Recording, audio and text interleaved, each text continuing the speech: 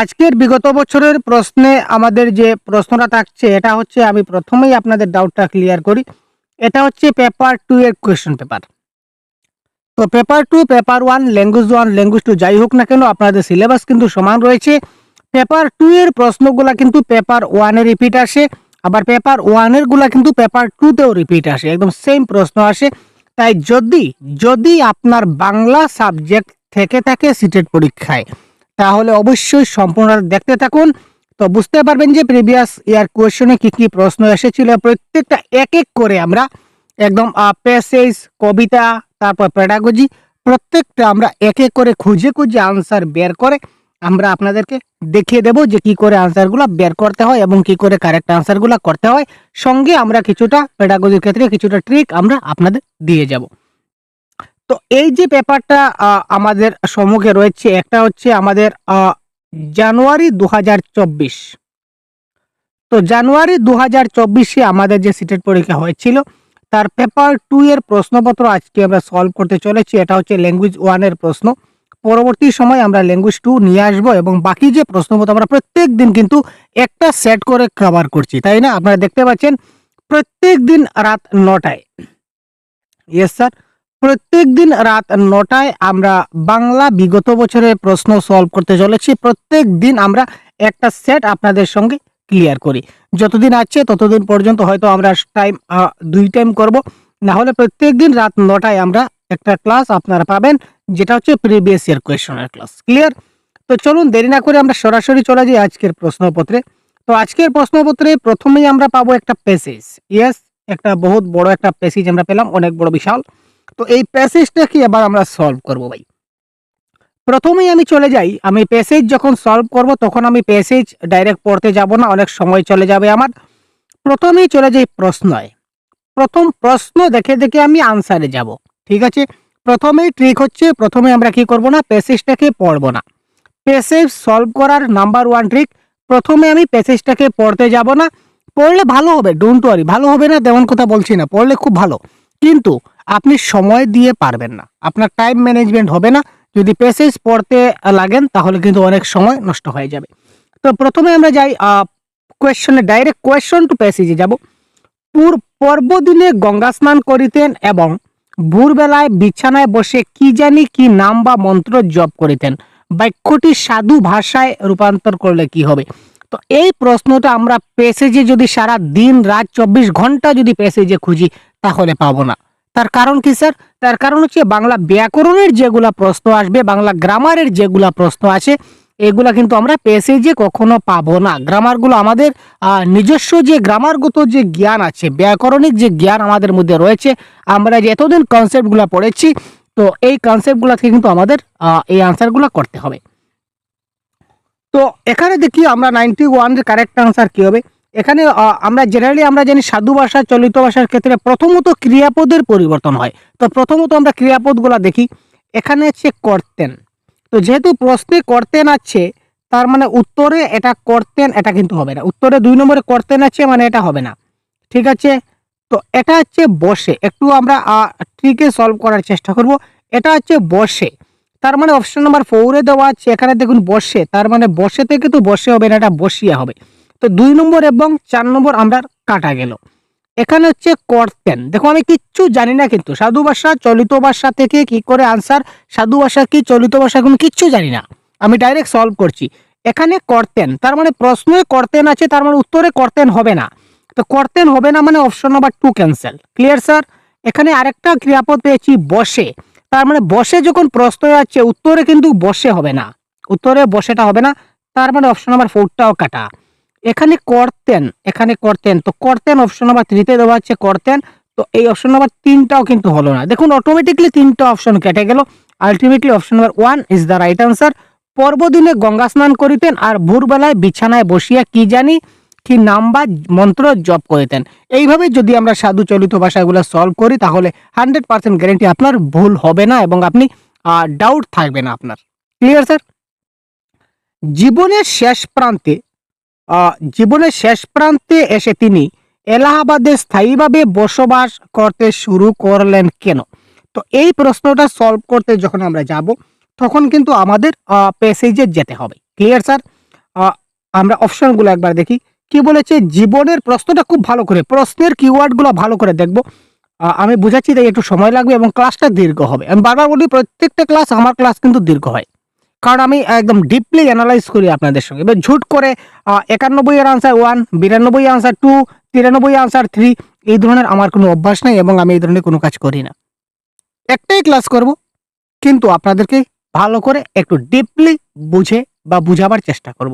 এতে সময় যাক, আমরা বুঝতে গেলে একটু সময় দিতে হবে ভাই। তো দেখি কোয়েশ্চেন নাম্বার 92, প্রশ্নটা একটু ডিপলি আগে পড়ি।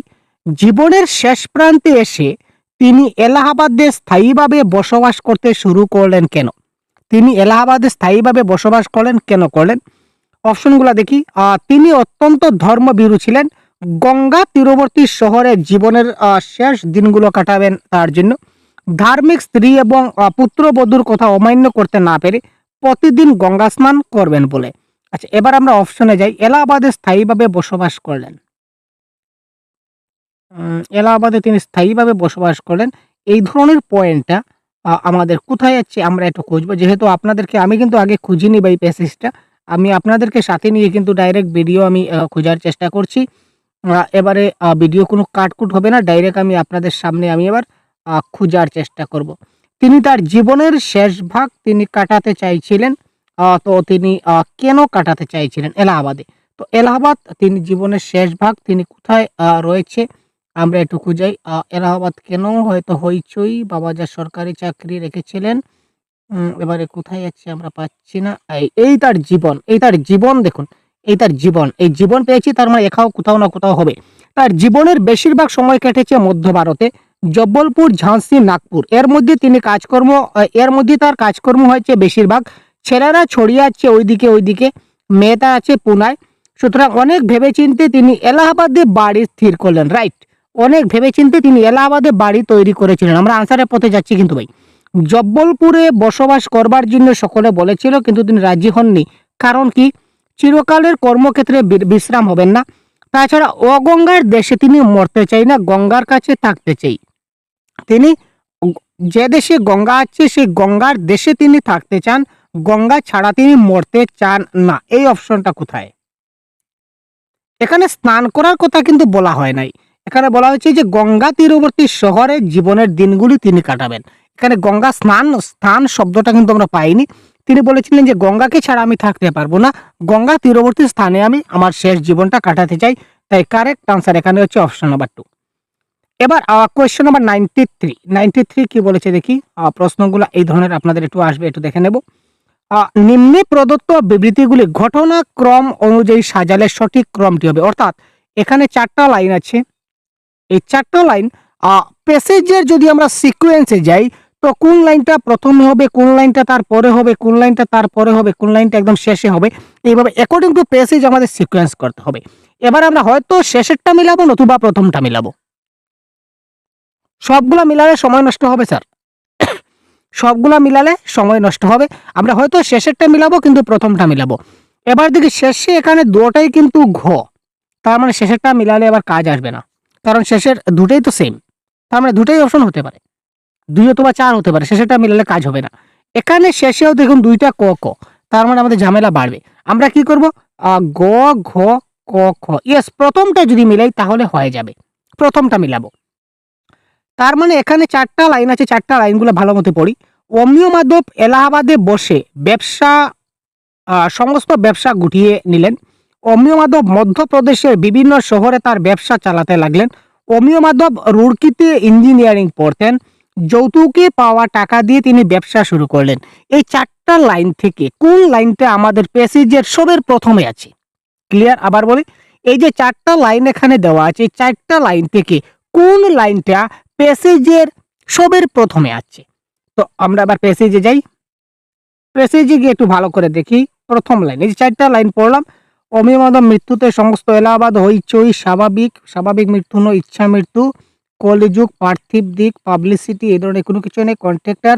এই দেখুন, রুড়কিতে ইঞ্জিনিয়ারিং পড়েছিলেন। আমরা যে 4টা লাইন পড়েছিলাম এর মধ্যে রুড়কিতে ইঞ্জিনিয়ারিং পড়েছিলেন, এটা কিন্তু সবের প্রথমে আছে, বাকি লাইনগুলো কিন্তু এখনো পাইনি। তার মানে এটা আমাদের 1 নম্বরে আছে। কিছুদিন রুড়কিতে ইঞ্জিনিয়ারিং পড়েছিলেন, এই লাইনটা আমাদের সবের প্রথমে দেওয়া আছে। তো এখানে দেখি রুড়কিতে ইঞ্জিনিয়ারিং পড়তেন। তার মানে এই যে গ নম্বরটা সবের প্রথমে ছিল, তাই না? তো এই দেখুন গটা সবের প্রথমে আছে, বাকি এখানে গ প্রথমে নাই, গ প্রথমে নাই, গ প্রথমে নাই। তার মানে option number 1 is the right answer. বাকিগুলো মিলানোর দরকার নেই, যদি মিলাই তাহলে অটোমেটিক আমরা পাবো। তারপরে আমাদের যৌতুক আসবে, তারপর এই অপশন নাম্বার খ আসবে, তারপর সবার শেষে ব্যবসা গুটানো হবে। এগুলা মিলিয়ে সময় নষ্ট করব না, ডাইরেক্ট অপশন নাম্বার এইভাবে আপনারা ট্রিকের মাধ্যমে আপনারা সলভ করার চেষ্টা করুন, দেখবেন আপনারা অনেক কিছু আপনারা সময় বাঁচাতে পারবেন। নিম্নে প্রদত্ত কোন বিশেষণটি অমিয় মাধবের চরিত্র বর্ণনায় প্রযোজ্য নয়? নিচে প্রদত্ত কোন বিশেষণটি অমিয় মাধবের চরিত্র বর্ণনায় প্রযোজ্য নয়, এটা আমরা বলতে হবে। অমিয় মাধবের চরিত্র বর্ণনার কথা বলা হয়েছে, তো কোনটা প্রযোজ্য নয়? একরুকা, উদার মনোভাবাপন্ন, ব্যবসায়িক দূরদৃষ্টি সম্পন্ন, না ধর্ম ভীরু? অমিয় মাধবের চরিত্রের মধ্যে কি নেই? তো অমিয় মাধবের চরিত্র, ইয়েস, এই দেখুন পেয়ে গেছি। অমিয় মাধব চিরদিনই একরুকা ছিলেন, তো একরুকা তো আছে। ধর্মভীরু বলতে যা বুঝায় তিনি তেমন স্বভাবের নয়, তার মানে তিনি ধর্মভীরু নন। একটা লাইন ক্লিয়ার দেখুন ভাই, অমিয় মাধব একরুকা ছিলেন ঠিক আছে, মানা যায়, কিন্তু ধর্মভীরু বলতে যা বুঝায় তিনি কিন্তু তেমন স্বভাবের নন, তার মানে তিনি ধর্মভীরু নয়। তো তার যে চরিত্রের মধ্যে ধর্মভীরুটা নেই, কারেক্ট আনসার হবে ধর্মভীরু। বুঝতে পারছেন? তার চরিত্র বর্ণনায় ধর্মভীরুটা নাই, তার মানে option number 4 is the right answer of this question. Question number 95। অমিয় মাধব ব্যবসা শুরু করার পিছনে প্রধান কারণ কি ছিল? তিনি যে ব্যবসা শুরু করেছিলেন তার মূল উদ্দেশ্য কি ছিল, যার কারণে তিনি ব্যবসাটা শুরু করেছিলেন? নববধূর প্ররোচনায় তিনি পড়াশোনা ছেড়ে যাওয়া স্থির করলেন। তারপর হচ্ছে পিতার রেখে যাওয়া টাকা তার ইঞ্জিনিয়ারিং কলেজের বেতনের জন্য যথেষ্ট ছিল না। ইঞ্জিনিয়ারিং করে যে স্বল্প বেতনের সরকারি চাকরি পাওয়া যাবে তাতে তিনি সন্তুষ্ট ছিলেন না। তারপর দেখছি পিতার মৃত্যুতে তিনি কপর্দক শূন্য হয়ে পড়েছিলেন। তো ব্যবসা শুরু করার পিছনে তার মূল কারণ কি ছিল? এটা প্যাসেজ আমাদের খুঁজতে হবে। ব্যবসা তিনি কোথা থেকে শুরু করেছিলেন? এটা প্রথম পেজে নাই, সেকেন্ড পেজে দেখতে পাচ্ছি না, কোথায় আছে? আমি আপনাদের সাথে খুঁজছি স্যার, তাই একটু সময় লাগছে, একটু সাথে থাকুন।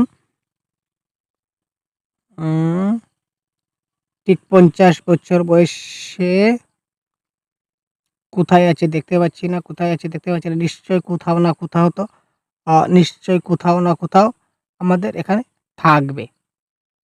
ঠিক আছে, তিনি এই দেখুন তিনি ব্যবসা শুরু করলেন, এখানে তিনি ব্যবসা শুরু করলেন। সেকালে রুড়কি পাশ করলে সরকারি চাকরি অভাব হতো না, কিন্তু অতদিন অপেক্ষা করে এত কম আয়ের কথাটা তার ভালো লাগেনি অমিয় মাধবের। তিনি বলেছিলেন যে সরকারি চাকরি করলে বেতন কম মিলবে। অমিয় মাধব বলেছিলেন যে সরকারি চাকরি করলে কি হবে, বেতন কম পাওয়া যাবে, অর্থাৎ আয়টা কম হবে। এই জন্য তিনি পৈতৃক অর্থ সংসারের জন্য রেখে যৌতুকে টাকাটা নিয়ে ব্যবসায় নেমে পড়েছিলেন। তিনি ব্যবসায় কেন নামলেন? কারণ সরকারি চাকরি যখন পাবেন, সরকারি চাকরি অভাব হতো না ঠিক আছে, কিন্তু সরকারি চাকরি পেয়ে এত কম টাকা লাভ করবেন, এত কম আয় করবেন সরকারি চাকরি দিয়ে, এটা তার পোষাবে না, যার জন্য তিনি ব্যবসা করেছিলেন। তো অ্যাজ পার দিস পজিশন আমরা কারেক্ট আনসার অপশনে দেখি কোনটা হবে কারেক্ট আনসার। ইঞ্জিনিয়ারিং করে যে স্বল্প বেতনের সরকারি চাকরি পাবেন তাতে তিনি সন্তুষ্ট ছিলেন না, that is the right answer. ঠিক আছে স্যার, নিচের কোন বিবৃতিটি সঠিক? Question number 96। অমিয় মাধব মৃত্যুর দিন পর্যন্ত ব্যবসা চালিয়ে যেতে লাগলেন। পেশা নির্বাচনে ছেলেদের উপর কখনো তিনি কোনো নিজের মতামত চাপিয়ে দেননি। তিনি ব্যবসার শ্রীবৃদ্ধির আশায় এলাহাবাদে বসবাস শুরু করলেন। পৈতৃক অর্থ নিয়ে ব্যবসা করে অমিয় মাধব মুনাফা করতে পারেননি। এটা কারেক্ট আনসার কি হবে আমরা দেখি। 96।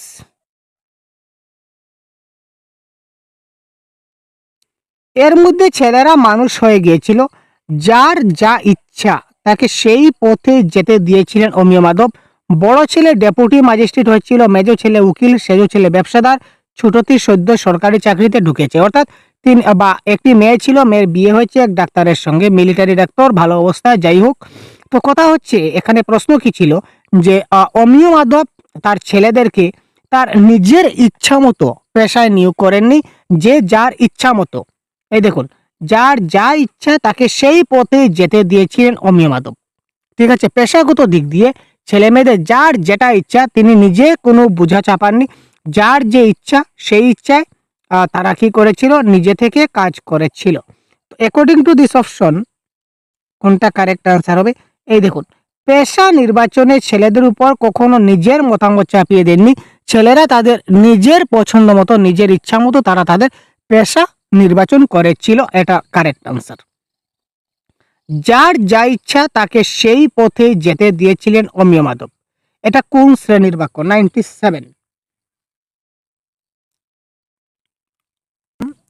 যখন আমরা কনসেপ্টের ক্লাস বলেছিলাম তখন বলেছিলাম যদি কোনো বাক্যে যখন তখন যে সে, যা তা, যেমন তেমন এই ধরনের শব্দ যদি থাকে তখন সেগুলা সংযোজক অব্যয় বা যোজক সর্বনাম যদি থাকে তাহলে সেগুলা হয়ে যাবে আমাদের কি জটিল বাক্য, যেটাকে সাপেক্ষ যোজক বা সাপেক্ষ সর্বনাম বলা হয়। তো এখানে দেখুন যাতা রয়েছে, যাতা, যার যা ইচ্ছা তাকে সেই পথে যেতে দিয়েছিলেন অমিয় মাধব। যখন বৃষ্টি আসলো তখন বাইরে যাব, যখন স্কুলে স্যার আসলেন তখনই পড়ার কথা মনে পড়লো, যেমন তুমি ফল কর্ম করেছ তেমন তুমি ফল পাবে। এই যে যেমন তেমন, যখন তখন, যা ইচ্ছা, যা তাই, এই ধরনের সবগুলা যখন এই বাক্য থাকবে তখন সে যখন হয়ে যাবে তখন সেটা হয়ে যাবে আমাদের কি জটিল বাক্য। Clear sir? পূজা পার্বণ কোন সমাস? এটা আমরা দেখে নিই। 98 এর প্রশ্ন কি হবে? 98 পূজা পার্বণ, এটা পূজা এবং পার্বণ এটা হবে আমাদের দ্বন্দ্ব সমাস। ক্লিয়ার? সমাসের ক্লাসও দেওয়া আছে, বাক্যের ক্লাসগুলো দেওয়া আছে, আপনারা দেখে নেবেন। তো পূজা পার্বণ হয়ে যাবে আমাদের কি দ্বন্দ্ব সমাস। ঠিক আছে, ক্লিয়ার? এবার পরিমিত, পরিমিত শব্দটির বিশেষ্য রূপ কোনটি? 99 নম্বর প্রশ্নে কি বলেছে? পরিমিত শব্দের আমাদের যদি বলি তাহলে এটার আমাদের কারেক্ট আনসার কোনটা হবে আমরা একটু দেখে নেব স্যার, কারেক্ট আনসার কি হয়।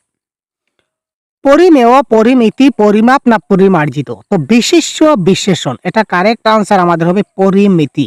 তো বিশেষ্য থেকে কি করে বিশেষণ করতে হয় আর বিশেষণ থেকে কিভাবে বিশেষ্য করতে হয় পদ পরিবর্তনের সহজ পদ্ধতি আমরা দিয়েছি আমাদের চ্যানেলে, আপনারা দেখে না থাকলে দেখে নেবেন, এবং যারা দেখেছেন তারা তো এই প্রশ্নের কারেক্ট আনসার অবশ্যই করতে পারছেন। তো কারেক্ট আনসার এখানে হয়ে যাবে কি পরিমিতি ইজ দ্য রাইট আনসার।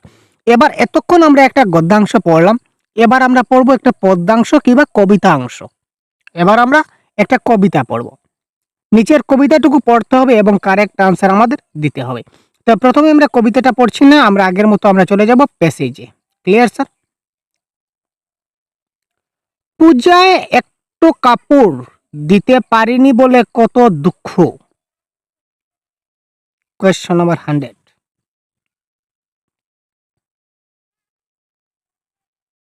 পুজোয় একটু কাপড় দিতে পারিনি বলে কত দুঃখ, এটাকে যদি আমি কথ্য ভাষায় বলি তাহলে তার সঠিক রূপ কি হবে? এবার দেখুন এখানে প্রশ্নে আছে একটু, একটু, তার মানে এখানে একটুটা যেখানে হবে এটা কারেক্ট আনসার হবে না, এটা হচ্ছে কাপড়, তো কাপড় হবে না, যেখানে কাপড় আছে এটা আমি কেটে দিলাম। ঠিক আছে স্যার? এখানে আছে দুঃখ, তো দুঃখ হবে না, অপশন নাম্বার 3 তে দুঃখ আছে, তার মানে অপশন নাম্বার 3টাও কাটলাম। তো এইভাবে তিনটা অপশন যখন কাটলাম তখন ultimately option number 1 is the right answer. পুজোয় একটা কাপড় দিতে না পারিনি, পূজায় একটা কাপড় কি ছিল, পুজোয় একটা কাপড় দিতে পারিনি বলে কত দুঃখ। Clear sir? বাতাস তুই আমার পুণ্যির গাছ ছুঁয়ে আসিস, উক্তিটিতে কিসের ব্যাকুলতা প্রকাশ পেয়েছে? তো এটা কবিতা একটু পড়ি, না হলে বোঝা যাবে না।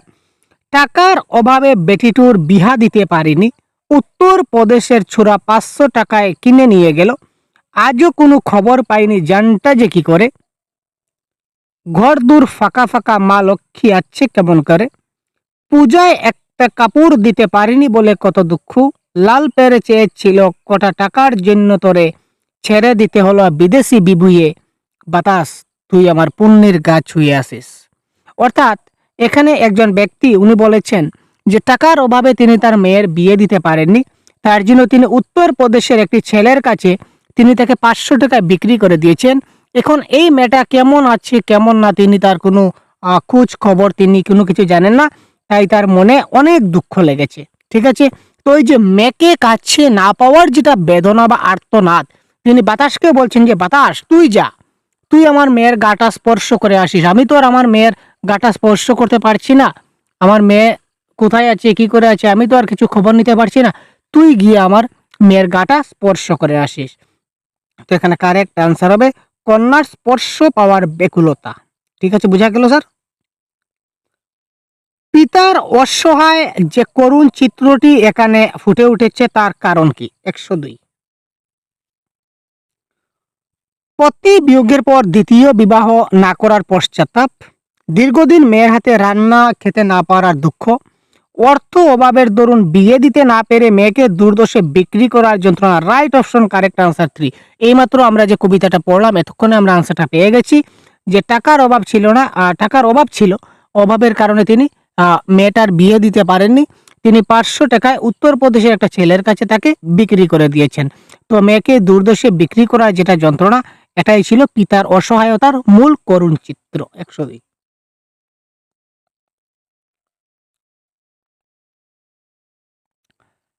এবার দেখি একটা আমাদের অলংকারের একটা প্রশ্ন এসেছে। হৃদয়খানা রাত্রির আকাশের মতো তোলপাড় করে উদ্ধৃতিটিতে কোন অলংকার প্রয়োগ করা হয়েছে? স্ল্যাশ, উপমা, অনুপ্রাস না যমক?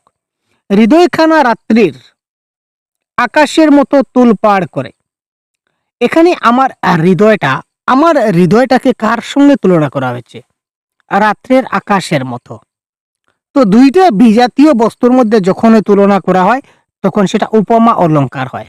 আমরা অলংকারের ক্লাসে বলেছি যখনই দুইটা বিজাতীয় পদার্থের মধ্যে বা বস্তুর মধ্যে যখনই তুলনা করা হবে, এখানে হৃদয়খানা রাত্রির আকাশের মতো তোলপাড় করে, আমার যেটা মনের হৃদয়টাকে কার সঙ্গে তুলনা করা হয়েছে? রাত্রির আকাশের সঙ্গে তুলনা করা হয়েছে। সুতরাং যখনই এই দুইটা বিজাতীয় বস্তুর মধ্যে তুলনা বুঝাবে তখনই সেটা উপমা অলংকার হয়ে যাবে। বাবা কি রাঁধবো চাল বাড়ন্ত, এখানে বাড়ন্ত শব্দের অর্থ কি? আমরা একটু দেখি। মামুরা মেয়ে গোবর ঝুড়ি নামিয়ে রেখে হেসলে, আসতিস বাবা কি রানবো চাল বাড়ন্ত, খুদটুকু যা রাঁধছিস একেবারে অমৃত, বুড়া বয়সে ভগবান আমায় কত দুঃখ দিলে। অর্থাৎ এখানে মেয়েটা বলছে যে বাবা কি রানবো, ঘরে তো চাল প্রায় নাই, ঘরে চাল নাই, তো তাই বলছে যে বাবা কি রাঁধবো চাল বাড়ন্ত, যেটুকু খুদ ছিল সেইগুলাই তো রাঁধতে হবে, খুদটুকু যা রাঁধছিস একেবারে অমৃত। খুদ যেগুলো রান্না হয়েছিল তুমি খুদ যেগুলো রান্না করেছিল, তো চাল নাই, চালের অভাবে সে কি করেছিল? খুদ রান্না করেছিল, যে সেই ক্ষুধার অভাবের তাড়নায় সেই খুদটুকু তার কাছে অমৃত সম লাগছে। সুতরাং এখানে বাড়ন্তের শব্দের অর্থ হচ্ছে প্রায় শেষ বা নাই, নাই অর্থে ব্যবহৃত হয়েছে, বাড়ন্ত মানে নাই। তো এখানে নাই ধরনের কোনটা অপশন আছে আমরা দেখি। পর্যাপ্ত মানে অনেক আছে, এটা হবে না। একটু জুম আউট করি। আচ্ছা, পর্যাপ্ত মানে অনেক আছে, অপর্যাপ্ত কথা নাই। যথেষ্ট মানে অনেক আছে, এটা হবে না। কারেক্ট আনসার নিঃশেষিত মানে নাই, প্রায় শেষ। বাবা কি রানবো চাল বাড়ন্ত মানে একদম নাই, যা ছিল খুদেই রান্না করেছি, বাস শেষ। কবিতাটির মাধ্যমে কি প্রকাশ পেয়েছে? 105। এটা তো আপনারা এতক্ষণে দিয়ে দিয়েছেন। কন্যার মৃত্যুতে পিতার মানসিক চাপ, মৃত্যু হয়েছে কিনা না সেটা আমরা জানি না। কন্যার দূরদেশে বিয়ে দেওয়ায় বিয়ে তিনি দেননি, তিনি কন্যাকে দূরদেশে বিয়ে দিতে পারেনি, তিনি কি করেছেন? বিক্রি করেছেন। পত্নীর মৃত্যুতে আছে, সেরকম কোনো কথা দেখতে পাই না। তো কারেক্ট আনসার দৈন্যদায়ে কন্যা বিক্রি করতে বাধ্য পিতার হাহাকার। তিনি কন্যাকে বিয়ে দেননি, তিনি কন্যাকে 500 টাকা বিক্রি করেছিলেন, যেটা কবিতায় আমরা দেখেছিলাম। আবার একবার আপনাদের দেখিয়ে দেই। এই দেখুন, টাকার অভাবে বেটিটুর বিহা দিতে পারিনি মানে বিয়া দিতে পারেননি, উত্তর প্রদেশের চূড়া 500 টাকায় কিনে নিয়ে গেল, সে কিনে নিয়ে গেল অর্থাৎ তিনি বিক্রি করে দিয়েছেন। ঠিক আছে, ক্লিয়ার স্যার? আচ্ছা, এবার আমরা একটা প্যাসেজ এবং একটা কবিতা আমরা দেখে নিলাম, সারলাম। এবার আমরা দেখব এইটার প্যাডাগজিগুলা। সংশোধনমূলক শিক্ষণ কাদের জন্য? 106। তো প্যাডাগজির প্রশ্নগুলো আপনারা সলভ করুন, আমি জানি না ভাই। কারেক্ট আনসার আপনারা করুন কমেন্ট বক্সে, খুব তাড়াতাড়ি করুন। 106 প্যাডাগজির প্রশ্ন, এইগুলো আপনারা সলভ করুন। সামনে রয়েছে প্রশ্ন, কমেন্ট বক্সে খুব তাড়াতাড়ি আমাদের সঙ্গে সঙ্গে আপনারা কারেক্ট আনসার দিতে চলুন, এটা আপনাদের প্র্যাকটিস হতে চলেছে। সেই শিক্ষিকাদের জন্য শিক্ষার্থীদের ভাষা শিক্ষণে যাদের শিক্ষণ প্রণালী আধুনিকীকরণের প্রয়োজন, শিক্ষার্থীদের এবং শিক্ষিকাদের উভয়ের জন্য যাদের শিক্ষণ পদ্ধতির অনুধাবন, আধুনিকীকরণ এবং উন্নতি সাধনের প্রয়োজন, ভাষা পরীক্ষায় অধিক মান অর্জন আমরা করি না, শিক্ষার্থীদের জন্য যাদের ভাষা শিক্ষণে বিশেষ ক্ষেত্র কোনো কিছু নয়, এবং সেই শিক্ষিকাদের জন্য, শুধুমাত্র শিক্ষিকাদের জন্য নয়, সংশোধনমূলক শিক্ষণ হয় both the teacher and student. টিচারদের জন্য সংশোধনমূলক শিক্ষণ দরকার আছে এবং ছাত্রের জন্য দরকার আছে। সুতরাং কারেক্ট আনসার অপশন নাম্বার 2, শিক্ষার্থী এবং শিক্ষক উভয়ের জন্য এই সংশোধনমূলক শিক্ষণটা দরকার, কারণ যাদের শিক্ষণ পদ্ধতির যে অনুধাবন করা, আধুনিকীকরণ করা এবং উন্নতি সাধন করার প্রয়োজন। টিচারেরও উন্নতি করার প্রয়োজন আছে, ছাত্রেরও প্রয়োজন আছে। Clear sir? কোয়েশ্চেন নাম্বার 107, এটা ল্যাঙ্গুয়েজ লার্নিং এবং একুয়েশন থেকে এসেছে, অতি গুরুত্বপূর্ণ প্রশ্ন। আমি জানি আপনারা কারেক্ট আনসার করবেন দেখা মাত্র। তো এবার কারেক্ট আনসার 107, প্রত্যেকের কারেক্ট আনসার আমি কমেন্ট বক্সে চাই। কারেক্ট আনসার কি হতে পারে? ষষ্ঠ শ্রেণীর ছাত্রী, তার নাম ছিল শ্রেয়া। সে পাঞ্জাবের জলন্ধর থেকে তামিলনাড়ুর মাদুরাইতে গেল, কারণ তার বাবা বদলি হয়ে গেছে। আচ্ছা, সে পাঞ্জাবি ভাষাকে মাতৃভাষা বলে জানে। তো পাঞ্জাবি তার মাতৃভাষা, তো তার মানে এখানে আমি দুটা কলম লিখে দিই। এটা হচ্ছে শিখন, আর এটা হচ্ছে অর্জন। Clear sir? এদিকে অর্জন, এদিকে শিখন। তো পাঞ্জাবি তার মাতৃভাষা মানে অর্জনগত ভাষা হয়, তার মানে PUN, পাঞ্জাব। আমি এখানে পাঞ্জাব লিখে দিই। তো পাঞ্জাব হচ্ছে তার অর্জনগত ভাষা। Clear sir? পাঞ্জাবি ভাষাকে মাতৃভাষা বলে জানে। ঠিক আছে? তো মাতৃভাষা মানে কি? অর্জনগত ভাষা। সে বিদ্যালয়ে ইংরেজি দ্বিতীয় ভাষা হিসেবে অধ্যয়ন করেছে। দ্বিতীয় ভাষা মানে ভাষা শিখন। এখানে ভাষা শিখনের ক্ষেত্রে আমি ইংরেজি আনতে পারি। ক্লিয়ার? সে তার প্রতিবেশীর কাছ থেকে তামিল বলতে এবং পড়তে জানে। সে তার প্রতিবেশীর কাছ থেকে তামিল শিখেছে। সে স্কুলে যায় নাই, সে তার বন্ধু বান্ধবের সাথে কথা বলে সে তামিল ভাষাটা শিখে নিয়েছে। তার মানে এই যে পরিবেশ থেকে অটোমেটিক্যালি যদি কোনো ভাষা আমার মধ্যে চলে আসে, তখন সেটা ভাষা অর্জনের মধ্যে চলে আসবে। তো তামিল, এখানে তামিল, তো তামিলটা তার কি হয়ে গেল? ভাষা অর্জন হয়ে গেল। এখন তার জানা ভাষাগুলিকে ভিত্তি করে নিচের কোন বিবৃতিটা সত্য? তো ভাষা অর্জন, পাঞ্জাবি এবং তামিল হচ্ছে ভাষা অর্জন। অপশন নাম্বার 4 দেখুন আছে। তার পাঞ্জাবি এবং তামিল ভাষা অর্জনের মধ্যে আসে, আর ইংরেজিটা ভাষা শিখনের মধ্যে আছে। আমি যেভাবে ডায়াগ্রাম বানিয়েছিলাম, ডায়াগ্রাম মতো মিলছে? Yes sir. পাঞ্জাবি এবং তামিল তার ভাষা অর্জন, আর ইংরেজি ভাষা শিখনের মধ্যে আসছে। Option number 4 is the right answer of this question. নিচের কোনটি বিস্তৃত পঠনের উদ্দেশ্য নয়?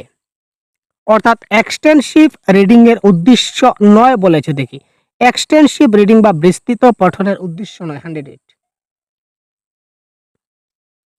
রিডিং ফর এক্সট্রাপোলেশন, অর্থাৎ কোনো কিছু জ্ঞাত তথ্য থেকে অজ্ঞাত মানে ভালো করে পড়ার জন্য বিস্তৃত করতে হয়, আনন্দের জন্য পড়া বা উপলব্ধিমূলক পড়া এগুলা, কিন্তু ব্যাকরণ শিখনের জন্য পড়াটা আমাদের এক্সটেন্সিভ রিডিং নয়।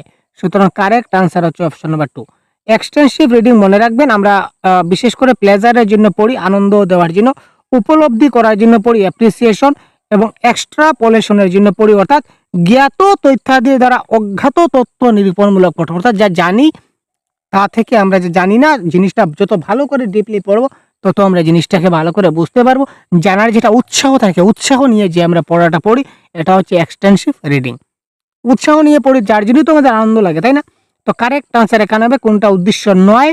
তো এখানে ব্যাকরণ শিখনের জন্য পঠন, এটা আমাদের উদ্দেশ্য নয়। শিক্ষণের একটি পদ্ধতি যাতে একজন শিক্ষিকা এবং 4 জন শিক্ষক পৃথক পৃথক ভূমিকা সম্পন্ন একটি সহযোগী শিক্ষণ দল গঠন করে। একজন শিক্ষিকা এবং 4 জন ছাত্র মিলে পৃথক পৃথক ভূমিকা নিয়ে তারা কি করছে? একটা সহযোগী শিক্ষণ দল তৈরি করছে। পাঠ্যের বিষয়ের উপর সংলাপ গঠন করা হয়, যা পারস্পরিক সহযোগীমূলক পরিস্থিতি সৃষ্টি করে যাতে পঠন বোধগম্যতার উন্নতি সাধন হয়। এই পদ্ধতিকে আমরা কি বলতে পারি? Question number 109। আমি গতকালকে যে কনসেপ্টের ক্লাস দিয়েছিলাম, এখানে আমি বলেছিলাম এটাকে আমরা কি বলতে পারি? এটাকে আমরা বলতে পারি, আপনারা যারা গতকালকের এই যে ভাষা নিয়ে যে ক্লাসটা দিয়েছিলাম, ম্যারাথন ক্লাস, এটা যারা দেখেছেন 100% কারেক্ট আনসার করতে পারবেন। এটা কারেক্ট আনসার হচ্ছে reciprocal teaching. Clear? Reciprocal teaching. Structure হবে না, মডেল হবে না, গ্রামার মতো হবে না, অর্থাৎ পৃথক পৃথক দলগত শিখন যাকে বলা হয়, গ্রুপ স্টাডি। যখন এই গ্রুপ স্টাডি বা দলগত শিখন, একজন শিক্ষিকা শিক্ষক একে অপরকে শেখাচ্ছে, এটাকে আমরা রেসিপ্রোকাল টিচিং বলতে পারি। 110 ইয়েস ভাই, এটা কনসেপ্ট কিন্তু আপনাদের দেওয়া আছে, বিআইসিএস এবং সিএলপি, এই দুটার বেসিক কনসেপ্ট আপনাদের আমরা দিয়েছি, আমরা অ্যাপে অলরেডি আপলোড করা আছে। যে ভাষা আমরা দিনের পর দিন মৌখিক সাধনে ব্যবহার করি সেটি কি নামে পরিচিত? মৌখিক সংযোগ সাধনে। ইয়েস, 110। আমরা কনসেপ্ট ক্লাস একদম এত ইজি ভাবে এটা দিয়েছি, মানে দেখা মাত্র কারেক্ট আনসার হবে আপনাদের। এবার যদি একটা বার যদি এবার বলি, তো আপনারা যারা আছেন সবার মনে থাকবে।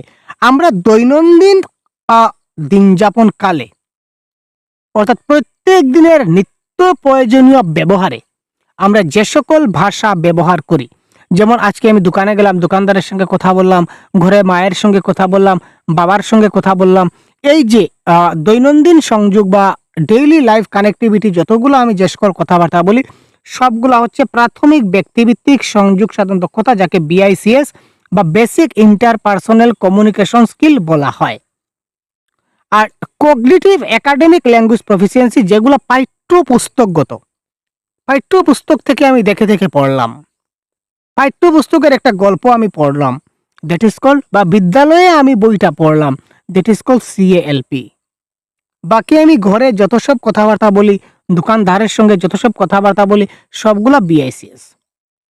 তো এখানে বলেছে আমরা যে দিনের পর দিন, অর্থাৎ প্রত্যেক দিন আমরা যে সকল মৌখিক সংযোগ সাধন করি, সেগুলা সবগুলা বিআইসিএস নামে পরিচিত। ক্লিয়ার? একজন শিক্ষার্থী সংবাদপত্রের সংবাদগুলি পড়ে একটা বিশেষ তথ্য জানতে চাইছিলেন, এই পঠন কি নামে পরিচিত? বলুন স্যার, বলুন এই রিডিংটা কি ধরনের রিডিং? সংবাদপত্র আপনি পড়তে যাচ্ছেন এবং সংবাদপত্রে একটা বিশেষ তথ্য আপনি জানতে চাইছেন, এটা কি নামে পরিচিত? 111।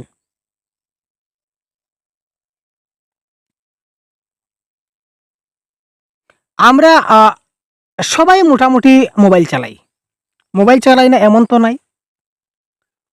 ধরে নিন আমার কাছে একটা ফাইল আছে, আমার কাছে একটা পিডিএফ ফাইল আছে।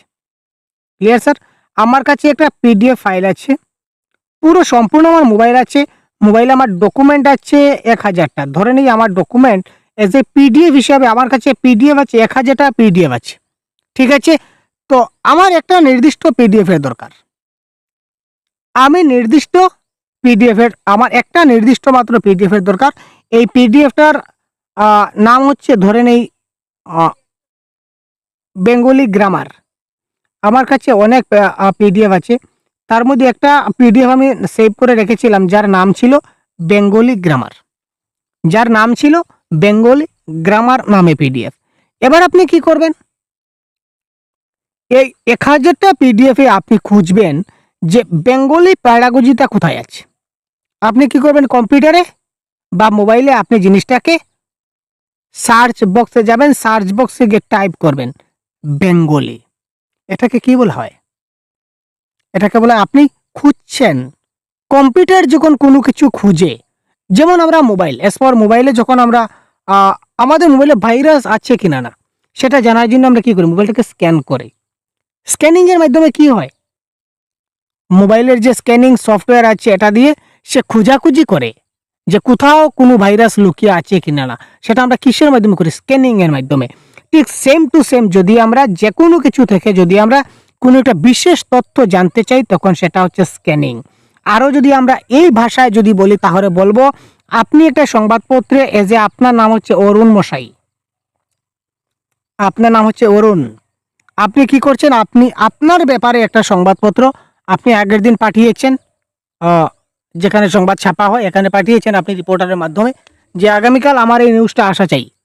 পরের দিন সকাল পেপার আসা মাত্রই আপনি কোনো কিছু না, আপনি পেপার নিয়েছেন, শুধুমাত্র আপনি খুঁজছেন যে আমার নিউজটা কোথায় আছে, এই অরুণ সম্বন্ধিত যে নিউজ এটা কোথায় আছে, আপনি ছোটাছট এই জিনিসটা খালি খুঁজতে যাচ্ছেন, তার মানে আপনি স্ক্যান করছেন, that is call scanning. Clear sir? মাধ্যমিক স্তরের একজন শিক্ষিকা একটি ছোট্ট পাঠ, একটি পাঠ বা ছোট গল্প দিলেন। মাধ্যমিক স্তরের একজন শিক্ষিকা কি করলেন, তিনি একটা পাঠ কিংবা একটা ছোট গল্প দিলেন এবং পাঠটি পড়তে বললেন এবং দৃষ্টিভঙ্গি ও বিচারের দিক থেকে পাঠটির অর্থ এবং ধারণা আলোচনা করতে বললেন। তিনি বললেন যে আজকের এই দৃষ্টিভঙ্গি এবং বিচারের দিক দিয়ে এই পাঠটার অর্থ কি, পাঠটা তুমি পড়ো, পাঠটা পড়ে এই পাঠের যেটা অর্থ সেটা কি তোমরা আলোচনা করো। এতে শিক্ষার্থীর কিসের বিকাশ ঘটতে পারে?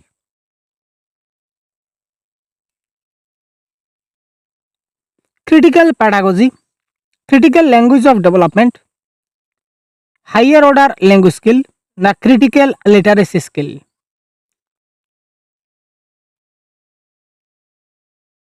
এটা কারেক্ট আনসার হবে, তিনি পাঠের যেহেতু অর্থ বুঝাতে চাইছেন তাই এটা কারেক্ট আনসার হবে জটিল স্বাক্ষরমূলক দক্ষতা বা ক্রিটিক্যাল লিটারেসি স্কিল। সে পড়ে কতটুকু স্বাক্ষর হলো বা কতটুকু বুঝতে পারলো, যদি সে ভালো করে বুঝতে পারে তবেই সে আমাকে বুঝাতে পারবে। ঠিক আছে, ক্লিয়ার? তো বিচারের দিক থেকে পাঠের অর্থ এবং ধারণা আলোচনা করতে বলা যখন হবে তখন সেটা জটিল সাক্ষরতামূলক দক্ষতা হয়ে যাবে। শিক্ষণ ব্যাকরণে বিকাশমুখী জ্ঞান হলো।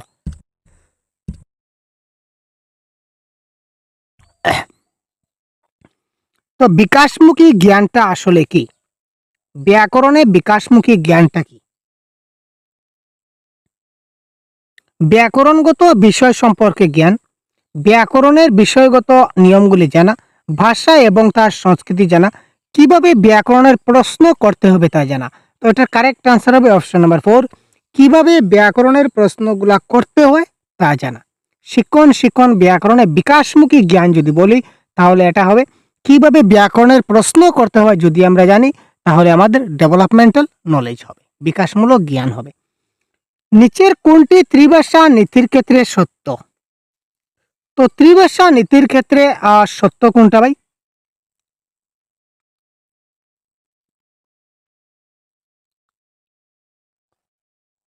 মাতৃভাষা তো থাকবে, মাতৃভাষা থাকতে হবে। তো কারেক্ট আনসার অপশন নাম্বার 4, মাতৃভাষা কিংবা গৃহের ভাষা কিংবা প্রথম ভাষা রূপে আঞ্চলিক ভাষা আমার থাকতে হবে।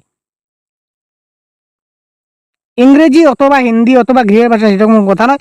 মাতৃভাষা অথবা গৃহের ভাষা অথবা প্রথম ভাষারূপী আমার আঞ্চলিক ভাষা কিন্তু থাকতেই হবে। সুতরাং এই ক্ষেত্রে ত্রিভাষা নীতির ক্ষেত্রে এটা হবে 100% কারেক্ট আনসার। একজন ভাষা শিক্ষিকা ইংরেজিতে একটি গল্প বললেন, ভালো কথা তিনি বললেন, এবং শিক্ষার্থীদের তাদের যে ভাষা জানা রয়েছে সেই ভাষায় এবং তারপর ক্লাসে যে ভাষা ব্যবহৃত হয় সেই ভাষায় গল্পটি বলার জন্য দলবদ্ধ হয়ে কাজ করতে বললেন। কি বললাম, প্রশ্নটা আবার পড়ি। একজন ভাষা শিক্ষক কি করলেন, ইংরেজিতে একটা গল্প বললেন, শিক্ষার্থীদের তাদের যে ভাষা জানা রয়েছে সেই ভাষায় এবং তারপর ক্লাসে যে ভাষা ব্যবহৃত হয় সেই ভাষায় গল্পটি বলার জন্য দলবদ্ধ হয়ে কাজ করতে বললেন। যে প্রথমে আমি ইংরেজিতে গল্প বললাম, এটা তুমি যে ভাষাটা জানো ওই ভাষায় গল্পটা বলো এবং তারপর ক্লাসে যে ভাষাটা ব্যবহৃত হয়েছে ওই ভাষায় গল্পটা বলো। এটা হচ্ছে বহুভাষিক পদ্ধতি, বহুভাষা শিক্ষণ, ভাষা অর্জন না ভাষান্তরীকরণ? ভাষান্তরীকরণ। Correct answer 115। এটাকে বলা হবে ভাষান্তরীকরণ।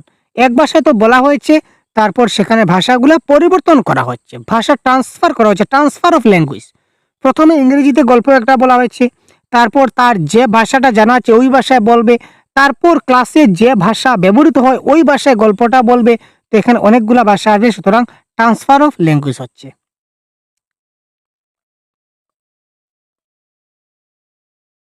কোচিকোডিতে একটি বিশেষ জনজাতির বলা মালায়ালম সেই একই জায়গার অন্যান্যদের বলা মালায়ালম থেকে কিছুটা ভিন্ন।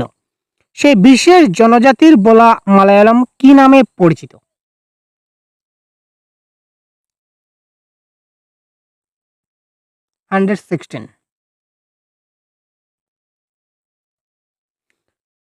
কি বলেছে, কোজিগুডি একটা জায়গার নাম, ওই জায়গায় বিশেষ একটা জনজাতির ভাষা হচ্ছে মালায়ালম।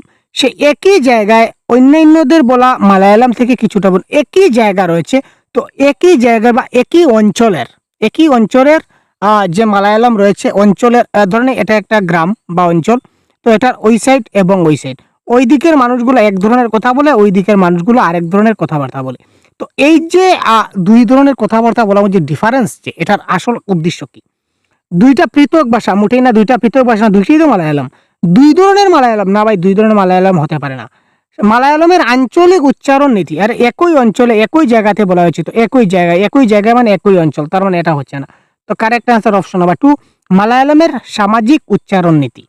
ওই যে দুই ধরনের যে দল আছে, দুই ধরনের যে সামাজিক উচ্চারণ, ওই সমাজের মানুষ ওই ধরনের উচ্চারণ করে, আর ওই সমাজের মানুষ ওই ধরনের ভাষাটাকে উচ্চারণ করে, যার কারণে এই সামাজিক উচ্চারণের কারণে ভাষার যেটা শুনতে দুই ধরনের মনে হয় বা আসলেই সেটা দুই ধরনের।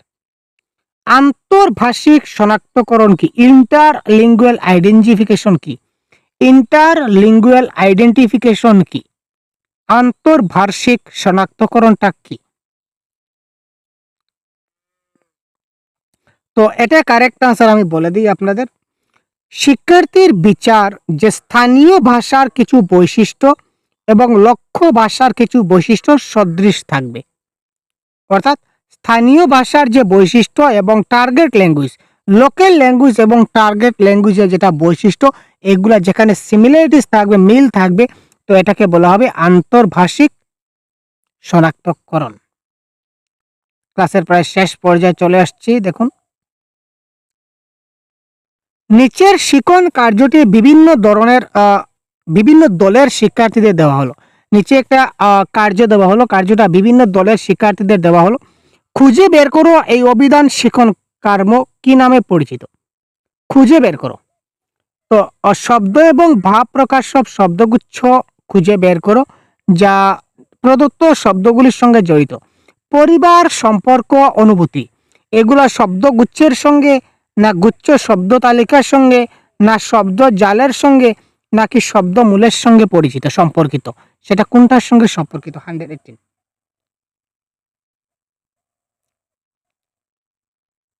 খুঁজে বের করো এই অভিধান শিখন কর্মটা কি নামে পরিচিত। তো এটা এখানে পরিবার, সম্পর্ক এবং অনুভূতি, সেটা শব্দ মূল বা ধাতু সংক্রান্ত শব্দ তালিকা, অর্থাৎ থ্যামেটিক ভোকাবুলারি বলতে পারি। Correct answer option number 4।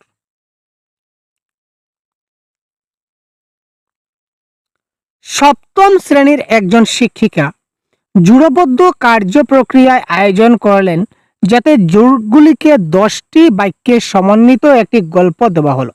জুড়ের একজন প্রথম বাক্যটি জুড়ে পড়বে, জুড়ের অন্যজন সেই বাক্যটি লিখবে। কি করলেন তিনি? জুড়বদ্ধ কার্য মানে দুইজন দুইজন করে তিনি জুড়া বেঁধে বেঁধে দিলেন, জুড়া দুইজন করে করে দল বেঁধে দিলেন। তো একজন কি করবে? জুড়ে পড়বে, আরেকজন কি করবে? লিখবে। এই দলের এ যদি জুড়ে পড়ে তাহলে সে কি করবে? লিখবে। এরপর জুড়ের অন্যজন বাক্যটি জুড়ে পড়বে এবং জুড়ের প্রথমজন সেই বাক্যটি লিখবে। এই রূপে জুড়গুলি পুরো গল্পটি সম্পূর্ণ করবে। তো পরবর্তীতে তারা তাদের লেখার সাথে প্রদত্ত মূল ধারণাটি পাঠ্যের তুলনা করবে। এই প্রক্রিয়াটা কি নামে পরিচিত?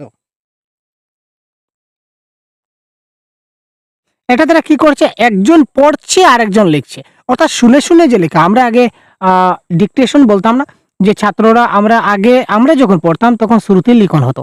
এখন তো শ্রুতলিপি নাই। আগে আমরা শ্রুতলিপি বলতাম, শ্রুত লিখন নয়, আমরা বলতাম শ্রুতলিপি আর পঠন। শ্রুতলিপি মানে কি?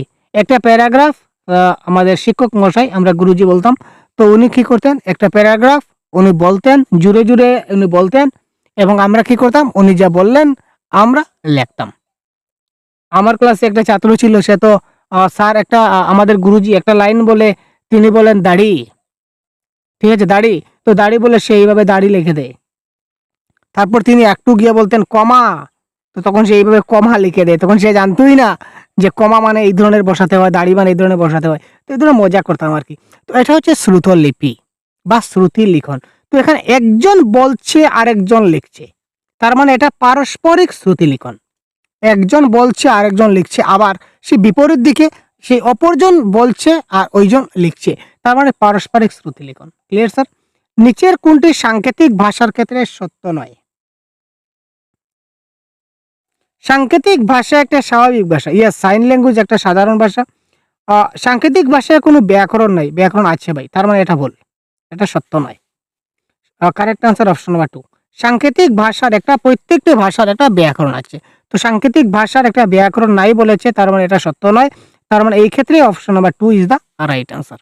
ঠিক আছে, তো এই ছিল আজকের ক্লাস। আজকের ক্লাসে আমরা এই সম্পূর্ণ প্রশ্নপত্র সলভ করলাম। কেমন লাগলো আপনারা অবশ্যই কমেন্টে জানাবেন, বন্ধুদের অবশ্যই শেয়ার করতে বলবেন না। ঠিক আছে ভাই, আপনারা শেয়ার করলে মোটিভেট পাই।